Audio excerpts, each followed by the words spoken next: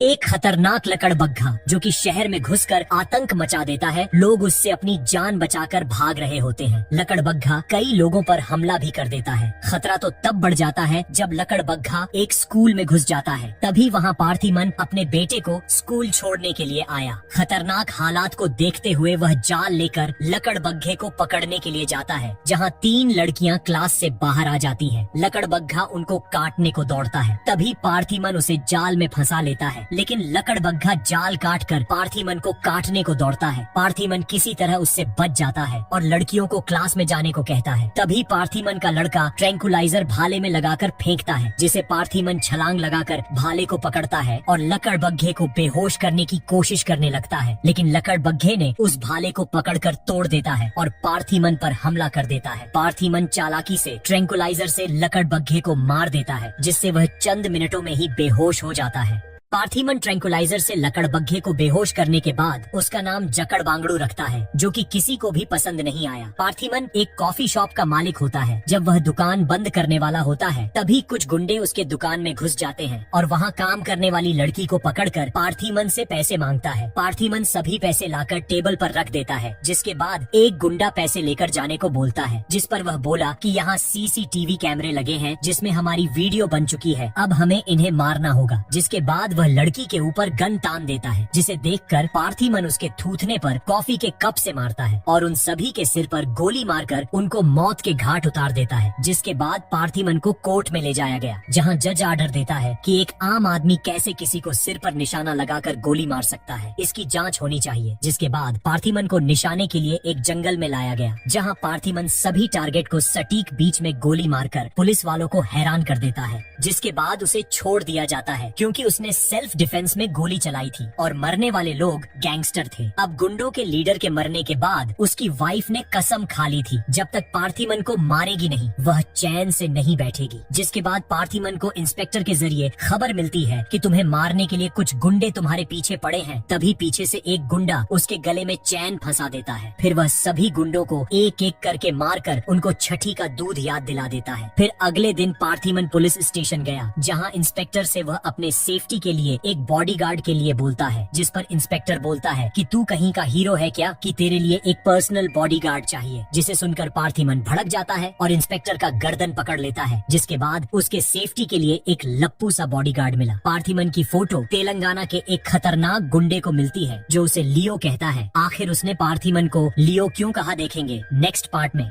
पार्थिमन की तस्वीर पाने के बाद माफिया 20 साल पुरानी अपने भाई लियो की तस्वीर मंगवाई और उसके बाल सफेद किया, तो वह पार्थिमन जैसे दिखने लगा। जिसके बाद वह अपने बाप एंथनी दास को बताया कि लियो जिंदा है और उसने अपना नाम पार्थिमन रख लिया है। जिसके बाद एंथनी लियो से मिलने के लिए चल देता है। इधर पार्थिमन गुंडों से बचने के लिए खतरनाक से खतरनाक हथियार बना रहा था। फिर अगले दिन एंथनी पार्थिमन के कॉफी शॉप में पहुंच जाता है और पार्थिमन से कहता है कि बहुत हुआ ये लुक्का छुप्पी का खेल, अब तू अपने असली रूप में आ जा लियो। जिस पर पार्थिमन बोलता है कि मैं किसी लियो को नहीं जानता और ना ही मैं लियो हूँ। मेरी जिंदगी में पहले से ही परेशानियां हैं और तुम ये लियो नाम का कंफ्यूजन मत पैदा करो। जिसके बाद एंथनी वहाँ से चला जाता है। एक दिन जब पार्थिमन की वाइफ मार्केट से घर जा रही होती है, तभी कुछ गुंडे उसे चाकू मारने जा रहे थे। तभी एंथनी वहाँ आ जाता है और उन सभी गुंडों को मारकर उनका भूसा भर दिया और पार्थिमन की बेटी को कहा कि यह मेरी पोती है। आखिर एंथनी ने पार्थिमन के बेटी को पोती क्यों कहा? एंथनी पार्थिमन के वाइफ को कहता है कि तुम मेरी बहू हो और तुम जिसे 20 साल से पार्थिमन समझ रही हो वो मेरा बेटा है। वो एक बहुत बड़ा गुंडा है। जिसके बाद पार्थिमन की वाइफ घर आती है और पार्थिमन को फोन पर सब कुछ बताने लगती है और कहती है कि वो मेरा पीछा करते हुए मेरे घर तक आ गया है। जिसके बाद पार्थिमन उससे कहता है कि तुम खिड़की दरवाजा बंद करके कहीं छिप जाओ, मैं आ रहा हूँ। फिर पार्थिमन अपने बेटे को कॉल करता है और कहता है कि जल्दी से घर जाओ और कोई भी घर में घुसे तो बिना कुछ सोचे समझे उसके ऊपर भाला चला देना। लड़का जल्दी से घर जाता है और भाला लेकर तैयार हो जाता है। पार्थिमन जैसे ही दरवाजा खोलता है, लड़का बिना देखे भाला चला देता है, जिससे पार्थिमन बाल बाल बच गया और भाला उसके शर्ट में लग जाता है। जिसके बाद पार्थिमन की पत्नी उससे पूछती है कि कौन है वो एंथनी जो मेरी बेटी को अपनी पोती बोल रहा था।